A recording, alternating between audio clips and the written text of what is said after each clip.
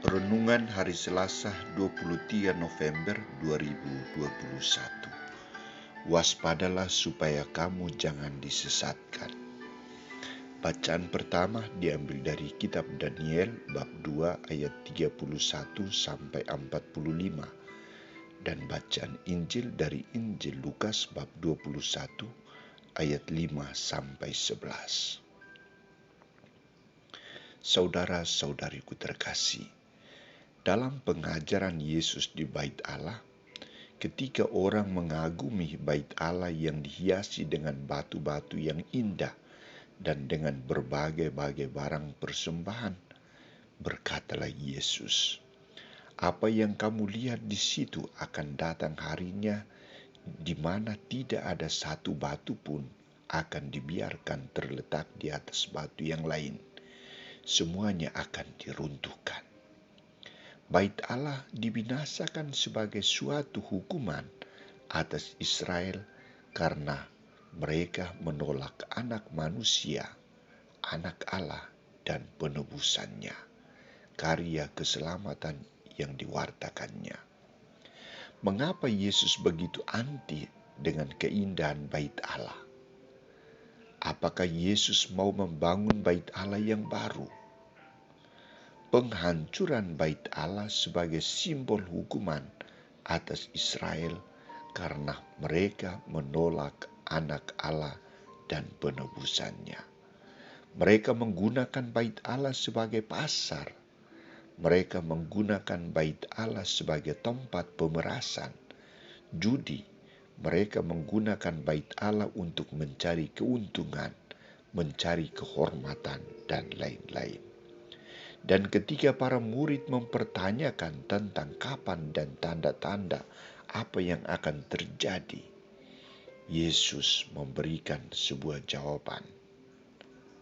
Malah ia mengajak para muridnya agar waspadalah supaya kamu jangan disesatkan.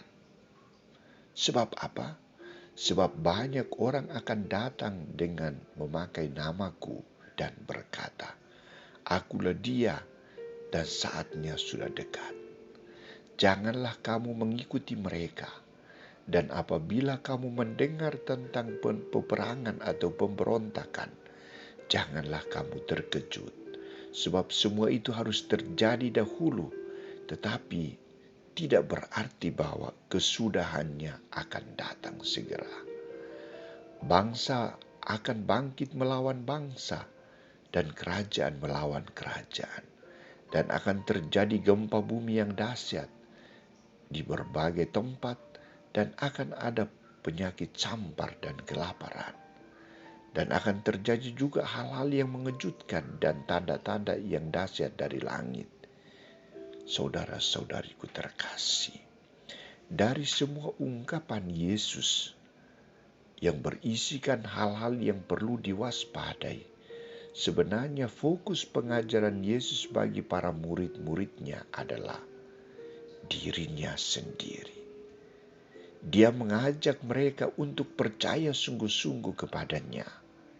Ia mengajak mereka agar setia dan taat mendengarkan sabdanya.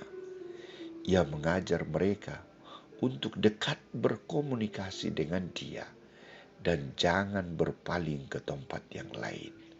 Jangan percaya pada nabi-nabi palsu. Jangan terpengaruh dengan ajaran-ajaran yang tidak benar. Iman mereka harus teguh kepadanya. Saudara-saudariku terkasih, saat ini orang mengatakan dunia penuh kepalsuan dan sangat menakutkan. Memang benar. Di mana-mana ada orang mempergunakan sabda Allah sebagai lahan kerja, lahan menimbun kekayaan. Orang menggunakan mal sebagai tempat pemajangan iman. Orang-orang tua, orang muda, dan anak-anak dirusakkan imannya dan mentalnya dengan maraknya narkoba, judi, pornografi, dan lain sebagainya. Dalam keluarga, komunikasi suami istri, orang tua dan anak terganggu oleh pengaruh gadget, masing-masing sibuk dengan gadgetnya. Orang mulai menciptakan Tuhan yang baru. Ini yang perlu diwaspadai, karena sangat menghancurkan hidup keluarga dan manusia pada umumnya. Kita harus kembali kepada penanaman iman yang baik dan benar, penerapan tata aturan, budi pekerti yang sungguh-sungguh teristimewa, mulai dari anak-anak sejak kecil oleh orang tuanya, dan ketaatan terhadap nilai luhur dari adat istiadat yang berlaku. Kita kembali kepada ajaran dasar dari Yesus Kristus, yakni kasih. Kita menumbuhkan, mengembangkan hubungan kasih kita dengan Allah dan kasih kita dengan sesama manusia. Semoga kita mampu.